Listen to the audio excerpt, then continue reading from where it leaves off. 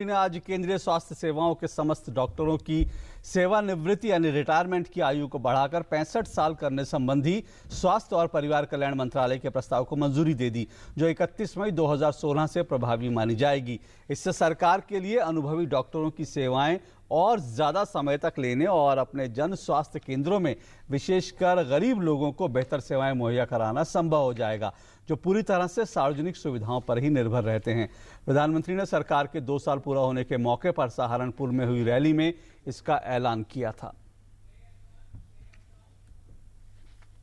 गरीब परिवारों को डॉक्टरों के बिना रहने के लिए मजबूर नहीं किया जा सकता और इसलिए मैं आज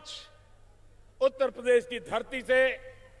देशवासियों के लिए घोषणा करना चाहता हूं। इसी सप्ताह हमारी सरकार की कैबिनेट निर्णय करेगी और उसके बाद अब डॉक्टरों की रिटायर्ड होने की एज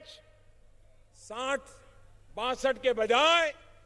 राज्य हो या भारत सरकार हो, सबके लिए 65 उम्र कर दी जाएगी।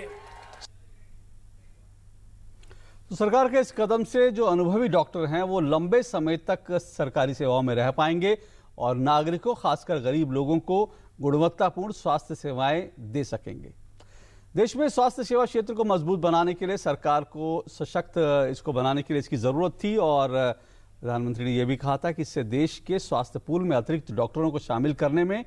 मदद मिलेगी। स्वास्थ्य मंत्री जेपी नड्डा ने कहा कि इससे विभिन्न जन उन्मुख योजनाओं की परिकल्पना करने और उन्हें शुरू करने संबंधी मंत्रालय के प्रयासों को मजबूती मिलेगी, जिनके क्रियान्वयन के लिए डॉक्टरों की सेवाओं की बेहद जरूरत रहती है।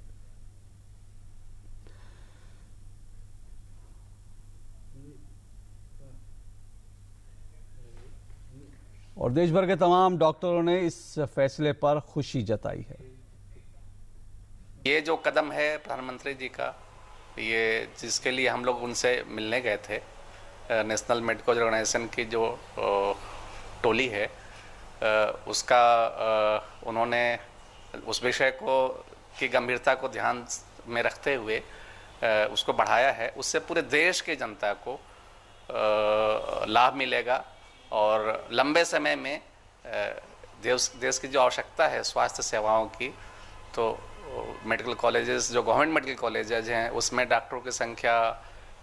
स्टूडेंट्स की संख्या बढ़ेगी टीचर्स की संख्या बढ़ने से, और स्पेशलिटी, सुपर स्पेशलिटी, जो सारी जो आवश्यकताएं हैं वो देश की, उसको पूरा करने में सक्षम होगी।